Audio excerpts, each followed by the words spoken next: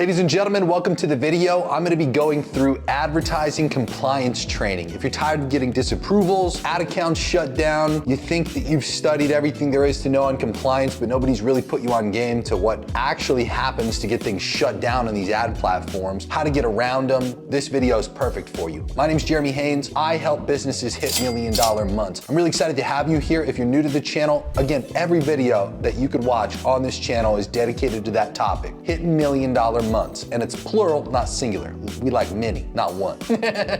If you're already a subscriber, welcome back. Always a pleasure to have you here. Without further ado, let's dive in. In my previous video, I was talking about some bridging strategies to go from solely organic, doing a couple $100 grand, to hitting $1 million months by adding paid advertising and how to finally get it to work. And in that video, one of the main points that I'd made was you gotta learn how to be compliant. Okay? There's a lot of hearsay when it comes to compliance, and compliance updates on an every couple month basis in some instances, especially given the different ad channels. There are a lot of core principles and strategies shared for how to be compliant regardless of the channel that you're spending money on, and that's the set of lessons that we're gonna cover here specifically today in this video. Without further ado, let's get started with one of the main ones. So we get a lot of people on this channel that help in one way, shape, or form make people money, okay? You have got to learn what the ad channels like and dislike specific to this whole like make money category. It could be a course, it could be some type of product. Sometimes people just save people time and then they technically say, oh, you could go make money with that time, and it becomes a make money thing.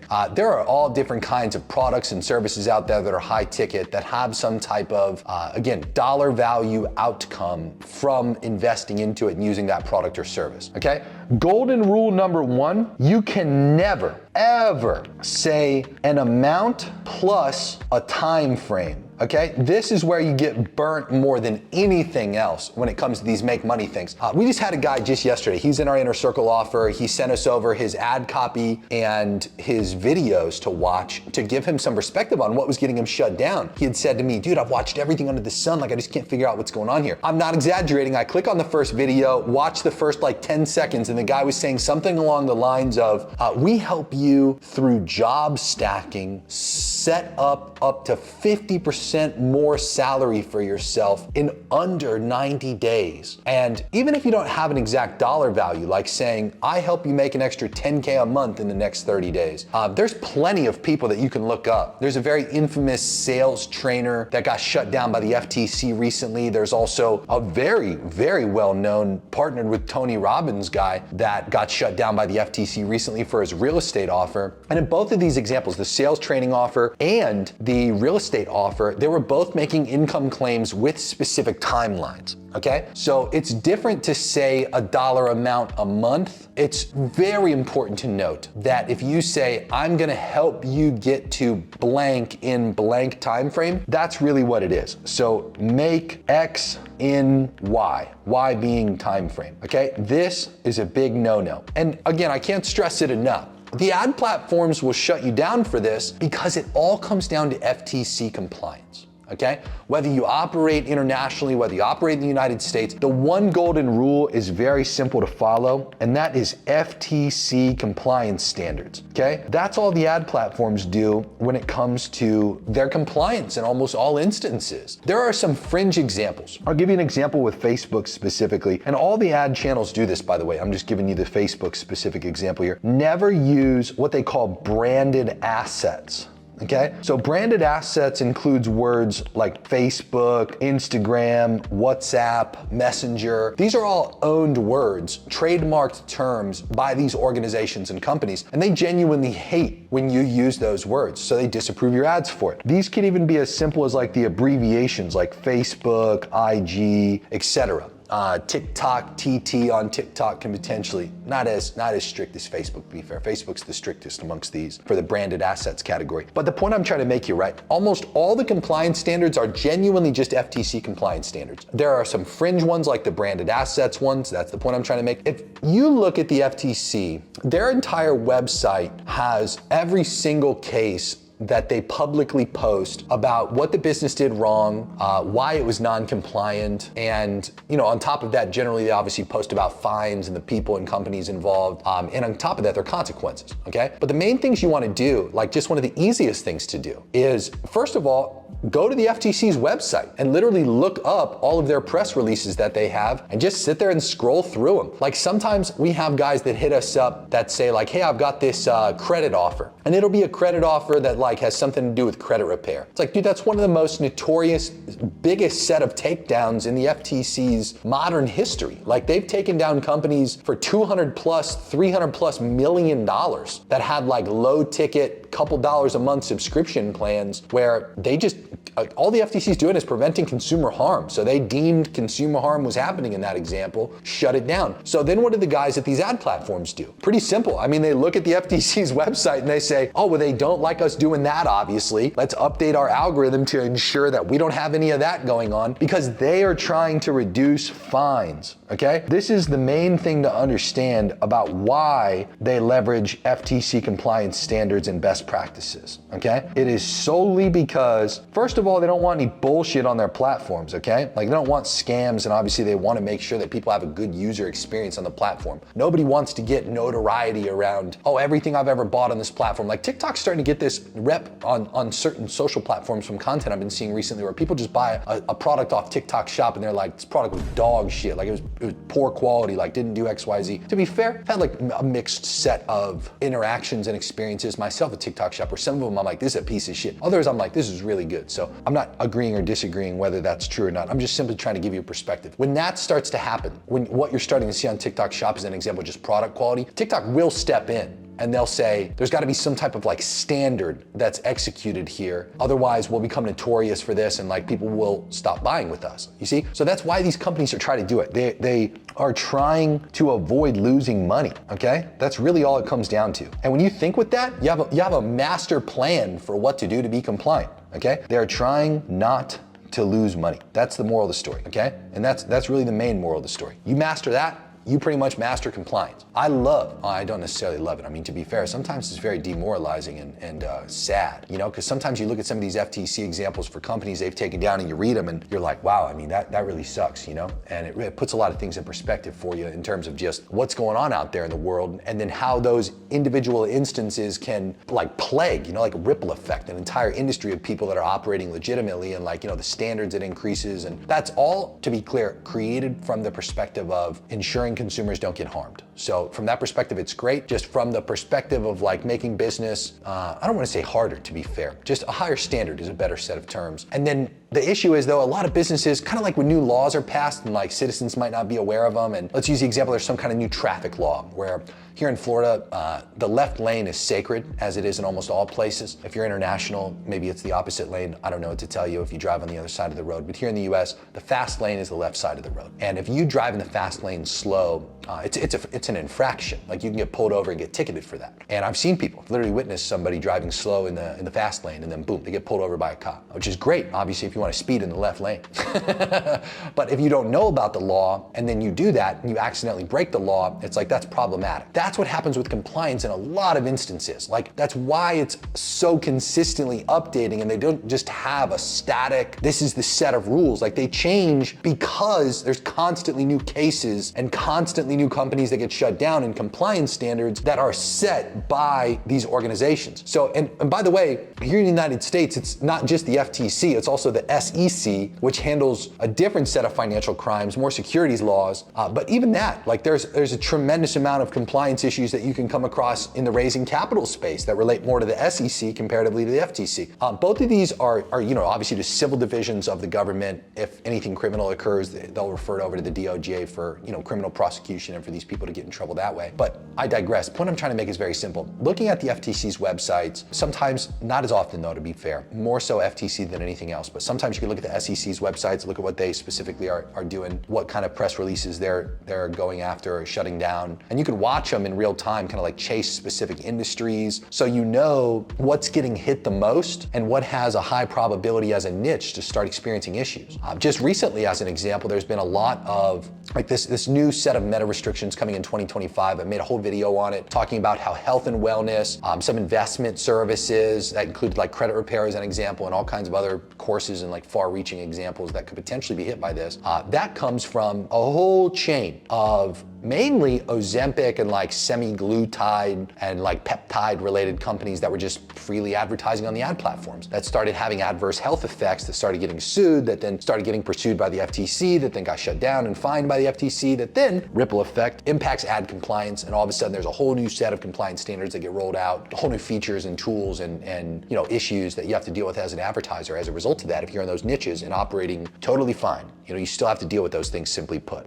So anyway, the main thing I'm trying to emphasize here for why this matters so much and why I'm sitting here harping on it, almost all compliance standards are set by the FTC besides the little ones that are like platform specific, like, hey, don't use our trademarks. You get what I mean? So, okay, anyway, I gave you a very specific example to start. Never, ever, ever say some kind of income claim, okay? With a time frame especially. There are what we call creative workarounds, okay? And creative workarounds are really fun. I'm a big fan of anything where you can kind of get away with saying something and it doesn't necessarily flag it a particular way. I like to have this frame, right? So it's me versus some people across the world who work at these ad channels that just sit there and develop stuff. And I've got to think with, okay, so how are they specifically flagging or triggering that disapproval reason? And I've got to consider like, well, it's not random, obviously. It's got to be something that's either a typed word, a spoken word, or a combination of words that were said throughout different points in a sentence, or that were potentially like some words said in the ad copy and some words said on the landing pages. AI in these companies, these trillion-dollar, multi-hundred-billion-dollar ad companies, is quite sophisticated, so we can trust the fact that there's a high probability that it's smart enough to not be like too dumb, just like two random words that mean nothing together that it all of a sudden connects. It used to be like that, to be fair, but it's gotten more sophisticated through time. I've just simply got to think, what are the specific words? So I'll give you a great example. I won't give you all of them, to be fair. I go into much more detail on this stuff in my Inner Circle program. I do twice a month one-on-one calls with members, weekly group calls. We have quarterly masterminds here in person in Miami, Florida. We do our networking up here in the penthouse. We have a big movie theater style room for the presentations and the content throughout the day at the masterminds. And we have our group chat on Telegram. And this topic specifically, I go much more in depth. As an example, we did it on a weekly group call recently, how to say non-compliant things compliantly, okay? I'm only gonna give you a few rather than the entirety, because at the end of the day, I'm only gonna make you so much money for free. Eventually you gotta pay me. I digress, let's continue. Creative workarounds. Passive income is one of my favorites, okay? Passive income is an abused word with like the make money guys out there. And it's not even that sophisticated. It's a pretty used out word, and without sitting here and harping on just how beaten it's been and the real perception in the mind of consumers who hear that term now, let me just give you the compliant version of how to say that. So you would say passive returns, okay? So the key here is you want to take the non-compliant word. So if these two words, okay, are said together, the word passive and the word income, they already have a flag for that, okay? And they say, oh, nope, that's not compliant, my friend, and they disapprove it. They'll tell you, no, you can't say that. Versus in comparison, if it's passive returns, that passes with flying colors and you have no issues. It's a great example of one of them. And it's what I'm talking about there, where if two words are conjoined together, boom, non-compliant. If one word is used and a different word is used in place of it, compliant all of a sudden. You see, that's the perspective you want to use if you find yourself getting disapprovals. And it's very important to note, like, you can say things in ways where people can still do the math and come to the same conclusions. Okay, so I'll give you one more. And again, you gotta pay me if you wanna learn all this stuff, because it's definitely worth paying for, not getting shut down and knowing how to advertise in a compliant way. You'll still pull a lot. I wanna be fair and saying, I'm not trying to sit here and say you're dumb and you won't be able to figure this out on your own. I'm truly putting you on serious game here, but you gotta be smart enough to connect the dots on everything I'm saying without exacts and literals and having a guy like me be able to review all of your copy and all of your videos. Like, I'm trying to teach you how to think here. The bonus, again, of just being in that inner circle offer, like, I can look at all your stuff. You know, I can review everything and I can just straight up tell you, oh, that's it. You know, and that is a faster way to learn too. With this, you've obviously got to invest a lot more time. So although, yeah, you know what you're doing now, you still got to invest a fuckload of time in order to actually figure it out. You see what I mean? Either way, paying for speed is what a lot of the inner circle members value. Okay, I'm going to show you one more in this case of creative word workarounds. Okay, and this one's also pretty good. We want to learn how to make claims, okay, without using dollars. Okay, so make claims without money involved, meaning direct dollars stated. Okay, so I'll give you an example. I could say, learn how to produce, and let's just use the example where we're selling something to like somebody who's gonna go out and generate more customers as a result of paying for it, right? Learn how to produce 20 new clients, okay? And this is the key part right here. This is specifically what we want to swap in place of a dollar value. A lot of you who are unsophisticated with compliance, like that's what you'll do. You'll just say, learn how to produce, and then you'll put the value of the 20 deals. That's where you fuck up, okay? Say like, oh, learn how to make an extra $100,000 a month. It's like insane, okay? So we wanna say, learn how to produce 20 new clients. And we could then say something about like, also, like while also increasing your rates or while also charging more, or learn how to produce 20 new clients for your high ticket product or service business. You see, instead of saying, learn how to produce an extra 100K a month with your product or service business. That's what makes it compliant, okay? Now, I want to continue on to my next point, substantiate claims, okay? Along the lines of the FTC compliance stuff, by the way, no idea if I spelled substantiate right. Doesn't matter. I know more about compliance than you. That's why you're here. I digress, okay? We gotta substantiate claims. We can't be out here saying, like, I'll give you a perfect example. I do this on Twitter quite frequently, where somebody in the Inner Circle program who hits their first $1 million a month, or a client that hits $1 million a month, or just even somebody who shares with me, hey, I hit my first $1 million a month, man, like, thank you so much for all your information. When I use that specific testimonial, okay, and I obviously want to post about that, I want to share it, you know, that's what my whole channel's dedicated to. I would love nothing more than to share every single deal we help hit $1 million months for. Okay? But it's super non-compliant because that percentage of people, keep in mind, the US Bureau of Labor Statistics, okay, says that 0.1%. That means you have a 99.99% chance of not doing $1 million a month because the 0.1% is how many businesses hit $10 million a year. It's like you can't make a claim of, oh, look at this cherry-picked testimonial of a guy who just hit $1 million a month, like check that out, without saying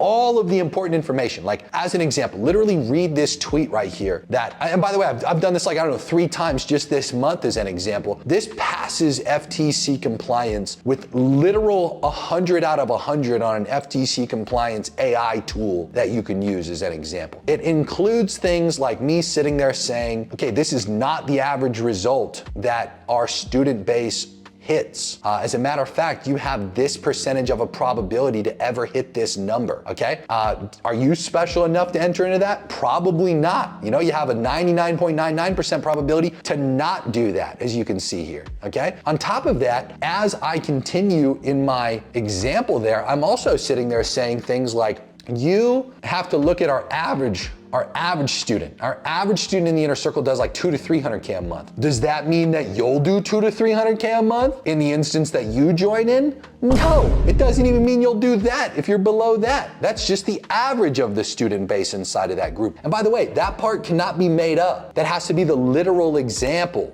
Like it has to be true. This is the issue. Like when you guys pick testimonials, you're essentially making huge unsubstantiated claims because you're not openly disclosing, like that example I provided to you, what the actual odds are of doing that. Like, yeah, sure, listen to this. Like, even if I said something like, look, out of every client that's ever worked with us, literally every single transaction that we've ever done, like the statistical quantity of people that have hit $1 million months against the amount that have given us money, if that was their goal, was, and if it's above 0.1%, which it is, by the way, but Again, I'm not gonna make up a statistic because I don't actually know that number off the top of my head. I haven't done that math, although to be fair, it'd probably be pretty good math to do. Anyway, it's above 0.1%, I know that, and this is my point. It's like even that just demonstrates, like, yeah, it's better odds that when you learn from us, from taking all the lessons that people who have hit $1 million months have done and watch things like this, or like join products where those people are and they share their lessons on top of all the lessons I share from those people behind the scenes. It's like, sure, you have a lot better odds, but you still don't have greater than 0.1% odds in the eyes of the FTC. That's what you have to disclose in that example. And it's not like people interpret it poorly. Like, that's the thing that always boggles my mind when it comes to just making income claims and doing these non-compliant, like unsubstantiated testimonials. It's not getting you high quality people. Like, it gets you a lower quality demographic. Like, if you're selling to rich people, which I obviously advocate huge on this channel, like I talk about that shit all the time. I have an entire playlist dedicated to helping you sell, advertise, and make offers to rich people, how to craft VSLs for rich people, like all of it. And you'll hear me constantly harp on that lesson. I won't ever teach you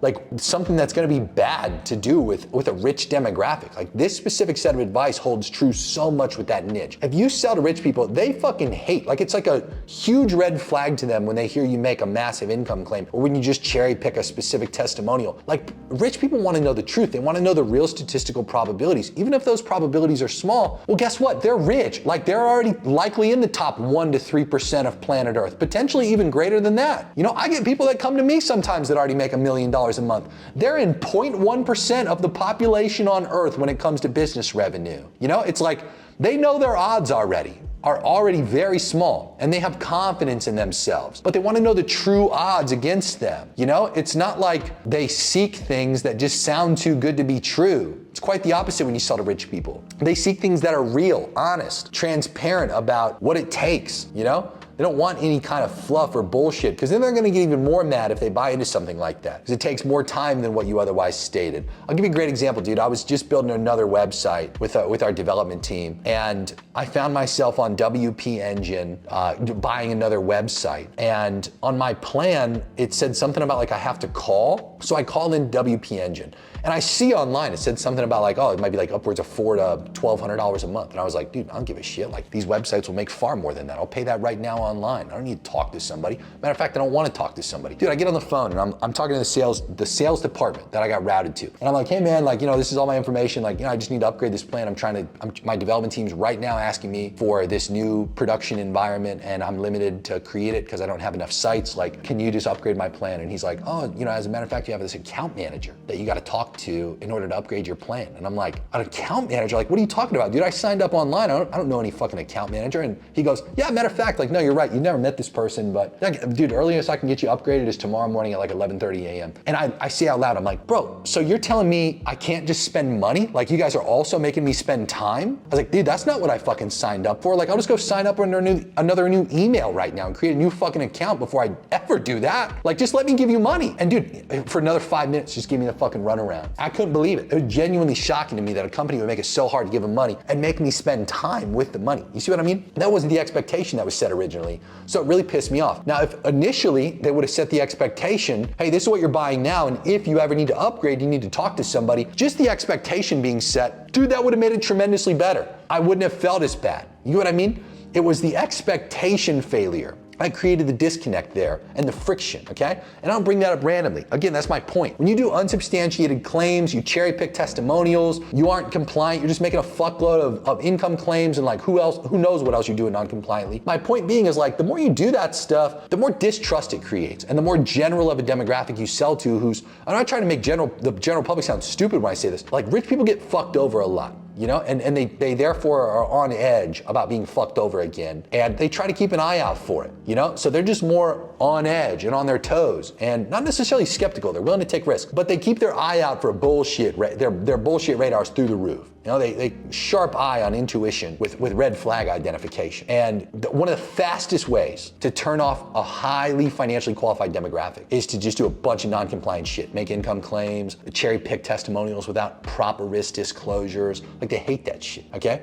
They have a higher probability to buy from you when you actually do the right things. So I could sit here and I could yap about this on and on and on. And I do inside of my Inner Circle program, inside of my Master Internet Marketing class. There's links for both of those down in the description if you want some additional help and training from us. Either way, my channel is full of very highly valuable videos that are all intended on just passing down a tremendous amount of lessons I've learned from helping clients get to $1 million months. If you want to learn some more of those lessons, go check out the rest of my videos on my channel. Subscribe to the channel if you're not already. Thank you so much for being here. I also put together some great playlists recently full of some curated videos. I actually did this myself, to be clear. I picked some specific videos that I thought went very well together, and I would love if you would check those out if you haven't watched those specific videos yet. I titled them in ways that I thought would be helpful to you. There's an entire content marketing and propaganda machine section. There's an entire section on some of the top advertising lessons to $1 million months. There's that example I provided earlier of how to sell, advertise, make offers, create VSLs for rich people. And who knows, maybe there's more by the time that you go check out the homepage of my YouTube channel and just check out those playlists. So again, thank you so much for being here. Go get richer. Talk soon.